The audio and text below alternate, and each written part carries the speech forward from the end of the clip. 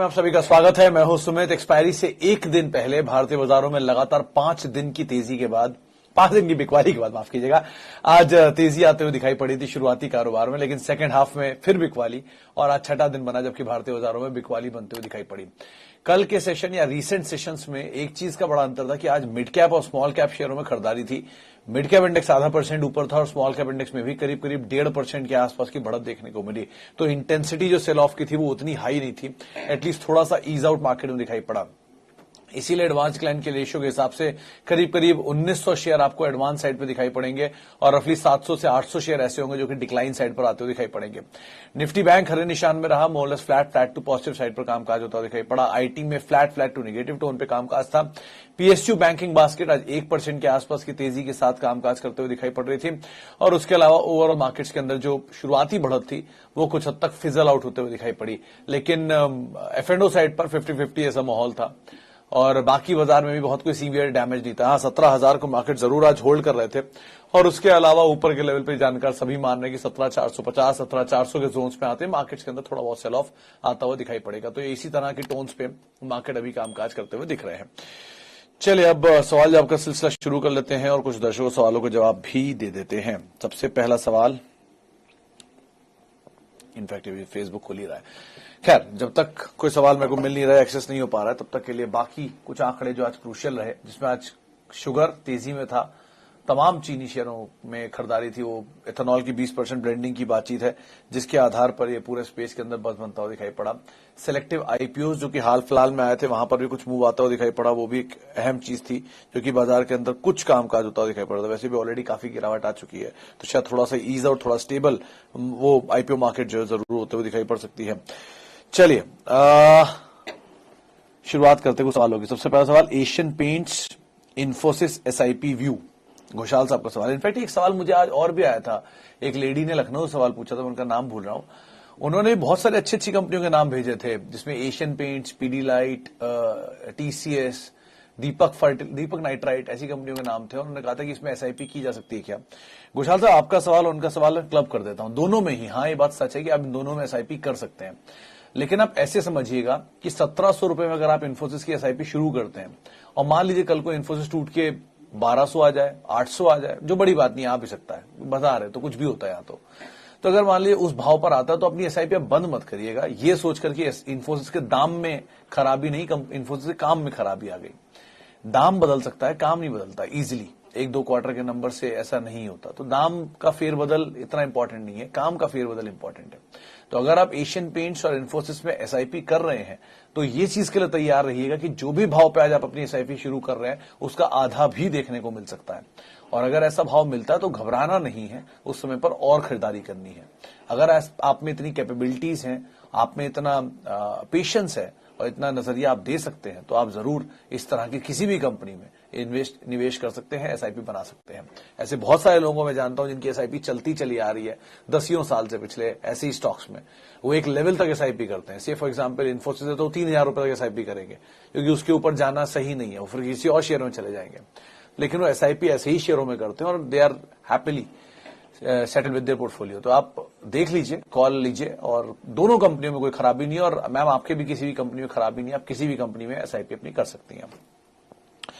अच्छा जी, आगे बढ़ते हैं। Prism Johnson 140, India cement 230 1 year के लिए। सर, इंडिया सीमेंट ज्यादा बेटर है प्रिज्म जॉनसन के कंपैरिजन में। मल्टीपल इन्वेस्टमेंट है, वैल्यू है इस कंपनी के अंदर, साउथ की जाइंट है और आईपीएल जैसी टीम भी इनके पास ओन करते हैं, तो कंपनी ज्यादा बेटर सिचुएशन वाइज वो है इंडिया सीमेंट। ऐसा नहीं प्रिज्म में भी खराब है, प्रिज्म का भी टाइल डिवीजन है और बढ़िया टाइल बिजनेस अच्छा परफॉर्म करता है, लेकिन साइज वाइज इंडिया सीमेंट ज्यादा बड़ी कंपनी है। सीमेंट में एक मेजर और एक माइनर हमेशा रखिएगा। एक मेजर में तो ऑब्वियसली होता है अल्ट्राटेक ही आता है क्योंकि सबसे बड़ी कंपनी 125 मिलियन टन की कैपेसिटी है।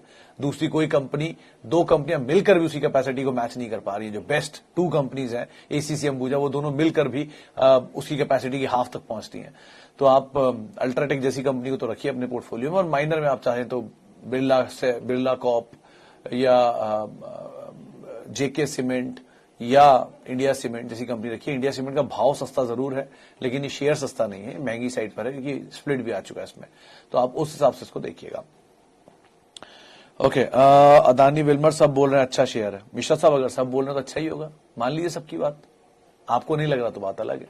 मेरे हिसाब से प्रॉफिट आ जाएगा तो मैं भी मान लूंगा, लेकिन सब साथ नहीं देते हैं। जब पैसा जाता है तब अपना वर्च्यू, अपने बुद्धि विवेक का इस्तेमाल करिए, वो सबसे ज्यादा जरूरी है। आप ही का पैसा है, किसी और का नहीं है। सब बोल के चले जाएंगे, आपके पैसे फंस जाएंगे। आपको सही लगता है आप जरूर करिए, आपको नहीं सही लगता अवॉइड करिए। Tata steel and HDFC bank long term view.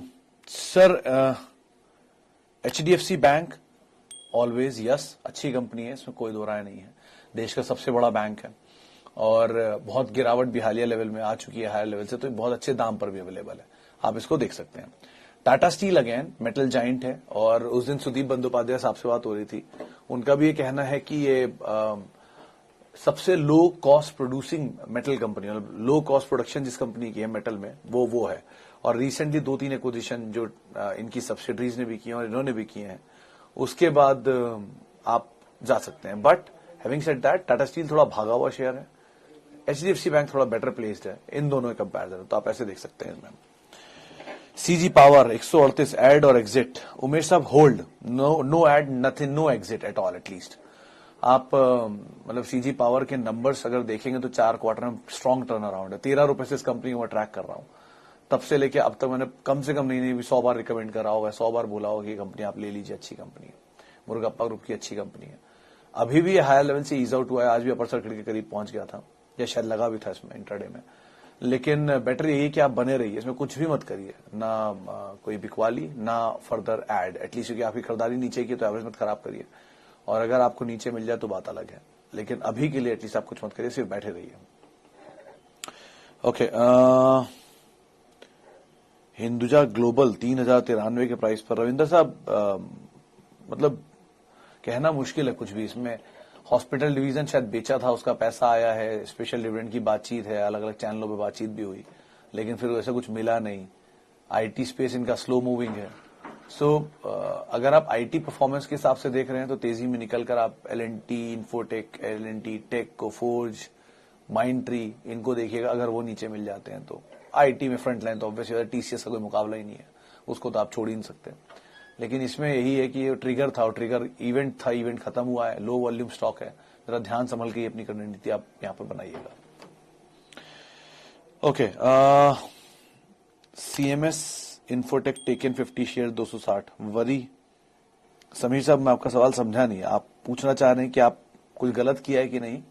Sir मैं किसी भी नए आईपीओ में एटलीस्ट अभी के लिए तो टिप्पणी नहीं कर पाऊंगा। 2-4 क्वार्टर, 5 क्वार्टर के नंबर तो देख लें, तब तो ज्यादा बेटर सिचुएशन क्लीन हो पाएगी इनके सामने।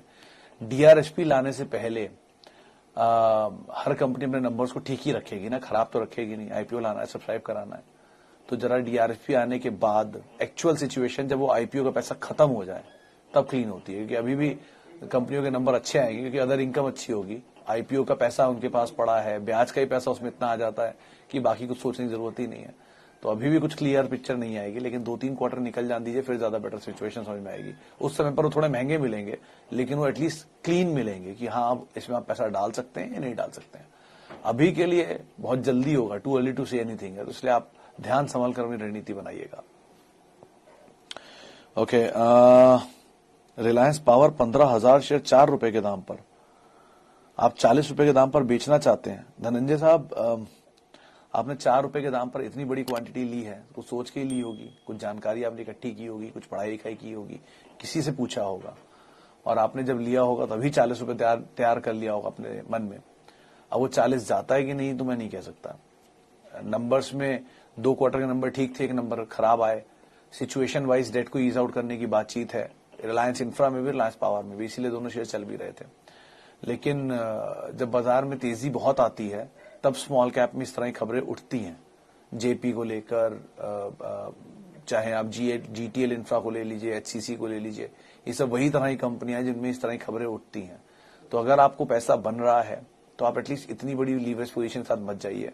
आप रिस्क ले सकते हैं तो बात अलग है, लेकिन अगर आप रिस्क नहीं ले सकते हैं तो जरा ध्यान संभल के ही ट्रेड करिएगा, मतलब कैपिटल प्रोटेक्ट कर लीजिए, बाकी आप फिर जो मर्जी करिए, कोई दिक्कत नहीं उसमें। Should I buy TCS now और वेट सम टाइम? कौशिक साहब अगर आप टीसीएस के बायबैक में पार्टिसिपेट नहीं कर रहे हैं तो अब आप वैसे भी पार्टिसिपेट तो नहीं कर सकते हो, तो खत्म ही हो गया। टीसीएस में मैक्सिमम डाउन साइड अगर दिख भी जाएगा किसी दिन तो शायद 2500-3000 होगा, इससे ज्यादा तो नहीं आना चाहिए। और अगर आप क्वांटिटी ऐड कर रहे हैं over a period of time तो बेटर यही है कि आप एसआईपी वे में ऐड करिए। हर फॉल में, हर जिस दिन टीसीएस आपको 1-1.5% नीचे मिले 10 शेयर 20 शेयर 10 शेयर 20 शेयर करके आप ऐड कर सकते हैं, या अकॉर्डिंगली अगर आपका 100 का एपेटाइट है तो आप 2-2 शेयर करके ऐड कर सकते हैं। अच्छी कंपनी है, अगर 1000 रुपए नीचे भी आ गया आपकी खरीदारी से दाम तो आपके पास एपेटाइट रहेगा उसको फर्दर ऐड करने का। और इस टीसीएस अब एक रेंज में ही रहेगा क्योंकि वो प्रोसेस का कॉर्पोरेट एक्शन का चल रहा है, तो वो रेंज जैसी खत्म होगी उसके बाद अपना अकॉर्डिंगली ये मूव करेगा। तो एक आध क्वार्टर है आपके पास, आराम से आप इसमें ऐड कर सकते हैं पोजीशन, कोई जल्दी नहीं है, लेकिन थोड़ा आप हमेशा ऐड करिए। और ये टीसीएस ऐसा स्टॉक मस्ट हैव होता है पोर्टफोलियो में, ये भी आपको बता दूं कि ये आईटी मेजर्स को या इंडियन मेजर्स को एटलीस्ट आप कभी अवॉइड नहीं कर सकते। आप कुछ और ले या ना ले, ये आपके पोर्टफोलियो में एटलीस्ट होने चाहिए। HDFC life 660-36 share. Alok sir, 2-3 चीजें इसमें बड़ी क्रूशियल हैं जो मेरी लिमिटेड जानकारी कहती है। एक तो प्राइवेट सबसे बड़ी प्लेयर है, एचडीएफसी ग्रुप की कंपनी, एचडीएफसी ग्रुप नीचे तो ये भी नीचे है। अंडर परफॉर्मर रहा है, आईटीसी से बढ़ के कोई अंडर परफॉर्मर रहा है तो एचडीएफसी लाइफ ही रहा है।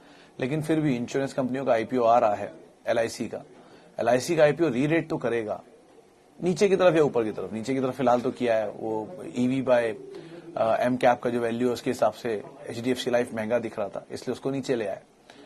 कोई इशू नहीं है, थोड़े दिन तक यही रहेगा, नंबर्स आएंगे, सस्टेनेबल परफॉर्मेंस आएगी तो बढ़ेगा, बढ़ना चाहिए आइडियली। बढ़िया कंपनी है, 10% मार्केट शेयर है, और अभी भी प्राइवेट कंपनीज में इससे अच्छा कोई मार्केट शेयर कैप्चर नहीं कर पाया। मैनेजमेंट से बातचीत हुई, उनका भी कहना है कि नंबर स्ट्रांग है, गोइंग फॉरवर्ड अच्छा क्लेम सेटलमेंट हो रहा है, और प्रीमियम जो बढ़ा है उसका दाम का इम्पैक्ट भी, यानी कि करीब 4,500 करोड़ रुपए के क्लेम रिपेमेंट किए 9 महीने में, और 50% के आसपास के प्रीमियम बढ़ाए हैं। तो प्रीमियम बढ़ाया परमानेंट है, क्लेम सेटलमेंट कुछ महीनों कुछ सालों के लिए होता है, तो बेनिफिट तो होना चाहिए, रेस्ट आप अकॉर्डिंगली देख सकते हैं। Okay, Jubilant Ingrevia at 584 hold sir. Mahesh ji, as of now तो कोई दिक्कत लग नहीं रही। अच्छे के नंबर्स वाली कंपनी को नीचे लाना अच्छा साइन ही होता है। किसी कंपनी के नंबर्स ग्रोइंग है और वो शेयर टूट जाता है, वो बात अलग है, बहुत बड़ी तेजी पहले दिखा चुका है, 840 रुपए टूट के आया है नीचे, लेकिन ऐसा कोई खराब साइन नहीं दिख रहा। लास्ट क्वार्टर के नंबर बहुत अच्छे थे, थोड़ी बहुत बिकवाली आई, आने दीजिए। आज वो तेजी भी दी, आज 510 तो मैंने देखा था एक समय में इसको, तो आ जाएगा आपका दाम भी और बढ़िया प्रॉफिट भी, आप बने रह सकते हैं, नीचे के दाम पर उल्टा ऐड भी कर सकते हैं इसको। Okay, L and T and HCL tech long term. Vinod ji, अगर आपको टाइम मिले ना कभी तो आप पढ़िएगा एलएनटी के एक्विजिशन से टेक ओवर्स के बारे में। आप हैरान होंगे जान के, एक जमाने में अल्ट्राटेक या रिलायंस एलएनटी को ओन करता था, और एलएनटी के अलग अलग प्लांट्स को कैसे इन्होंने बेचा है और उसके बाद फिर कैसे एम्प्लॉय ने एलएनटी को संभाला है। बहुत बढ़िया टर्न अराउंड स्टोरी, बहुत अच्छी बुक है, आप पढ़िएगा कभी इसके बारे में। खैर, उन सबको अगर छोड़ भी देते हैं तो भी एलएनटी कैपिटल गुड्स मेजर है, और इस सेक्टर में इसके आगे कोई नहीं खड़ा होता, चाहे वो थर्मैक्स हो, सीमेंस हो या एबीबी हो। तो L and T Indian infrastructure growth story को प्ले करने का सबसे अच्छा प्रॉक्सी प्ले है। थोड़ा स्लो मूवर है, लेकिन सब्सिडी इतना अच्छा परफॉर्म कर रही है, चाहे वो एलएनटी टेक हो, एलएनटी इन्फोटेक हो या माइंट्री हो। सब्सिडरी अच्छा परफॉर्म करेंगे तो ऑब्वियसली अदर पेरेंट भी अच्छा परफॉर्म करेगा, उन्हीं की परफॉर्मेंस से इंपैक्ट आ जाएगा, और खुद की परफॉर्मेंस भी इंडिविजुअली अच्छी है इनकी, तो आप एलएनटी को तो देख सकते हैं, उसमें कोई दो राय नहीं है। एचसीएल टेक में वो सक्सेशन प्लान को लेकर इशू चलता रहता है, लेकिन कंपनी में कोई दिक्कत नहीं, कंपनी बढ़िया है, आईटी मेजर्स में से है, नीचे मिल रहा है और अच्छी बात है, थोड़ा ऐड करते रहे। एसआईपी वे में ऐड करने लायक स्टॉक है। पहली चीज, बाजार में अगर आप इन्वेस्टर हैं तो 2 चीजों को ध्यान रखिएगा, एक बिजनेस देखिए, कंपनी देखिए, प्राइस मत देखिए, प्राइस तो ठीक है एडजस्ट होते रहेंगे, और दूसरा कैपिटल प्रोटेक्शन, हमेशा फोकस करिएगा उस पर। रिवॉर्ड रेवेन्यू अपने आप रिटर्न्स जो वो आते रहेंगे, कैपिटल प्रोटेक्शन पहली प्रायोरिटी होनी चाहिए। Okay, Anil ji, 52 weeks high of share of bull run can be considered reference और it was just a hoax. Sir, 52 weeks high पे सारे शेयर जा रहे हैं, सही नहीं होता। आप ऐसे समझिए कि जब बाजार में तेजी थी तो नायका, जोमैटो 52 वीक्स से ऊपर थे, आज 52 वीक्स लो पर है, पहले हाई पर थे अब लो पर है, तो ऐसा कुछ जरूरी नहीं है। आप ऐसा समझ लीजिए कि जब बाजार नीचे आ रहा था तब हीरो मोटो का 52, जब बाजार तेज तब हीरो मोटो का 52 लो पर था, अब वो नहीं है लो पर। अगर क्वालिटी है क्वालिटी एट एनी प्राइस को आप ऐसे याद रखिएगा, और नीचे मिल जाए तो बहुत ही अच्छी बात है। हर शेयर के अच्छे बुरे दिन चलते रहते हैं, कुछ दिन वो अपने आप एडजस्ट कर लेता है उसको, लेकिन वो फेयर वैल्यू क्या है वो आपको ओवर पीरियड ऑफ टाइम ही पता चलेगी जब आप उसके अंदर एंटर करेंगे। एशियन पेंट्स 3600 रुपए पे भी था ऊपर के लेवल पर, नीचे के लेवल पे भी 2400 पे भी आया, तो अब वो दोनों में से कौन सी फेयर वैल्यू है वो आपको समय बता देगा अपने आप। तो आप बेटर ये है कि ये भी मत सोचें कि 52 वीक्स हाई है तो इसलिए मैं लूंगा नहीं, ये भी मत सोचें कि 52 वीक्स लो है इसलिए मैं लूंगा नहीं। अगर आप एसआईपी में रहेंगे तो आपको यही बेनिफिट मिलेगा, हर महीने एसआईपी कटती रहेगी, शेयर आते रहेंगे, ओवर पीरियड ऑफ टाइम आपके पास इकट्ठे हो जाएंगे, डिविडेंड आने लग जाएगा, आपको एक क्लीन हो जाएगा कि मेरे पास इतना डिविडेंड आ रहा है, इन शेयरों से आ रहा है। एक लेवल पे जाके एसआईपी रोक दीजिए, नए शेयरों पर एसआईपी शुरू कर दीजिए। ऐसे करके आप एक बार को अपना पोर्टफोलियो शायद बना सकते हैं। बाकी आप वित्तीय सलाहकार की राय भी जरूर ले सकते हैं।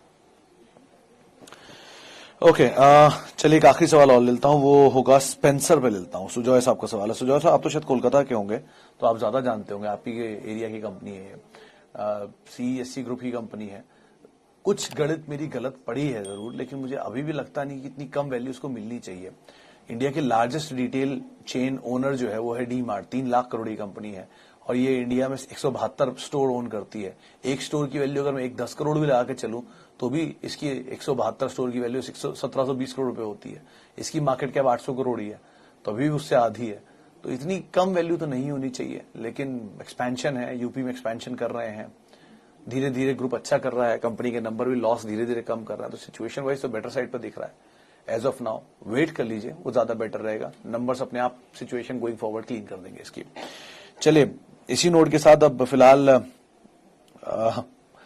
मार्केट पंचनामों को हम ही समेटते हैं, लेकिन आपसे अब कल मुलाकात होगी एक्सपायरी के दिन। बाजार बड़ा वोलेटाइल है, बहुत सारे इवेंट्स हैं, लेकिन अच्छे मौके जरूर मिल रहे हैं, उनको तलाशिए और उसमें निवेश करिए। मेरे साथ जुड़ सकते हैं @सुमित रिसर्च मेरा ट्विटर हैंडल है।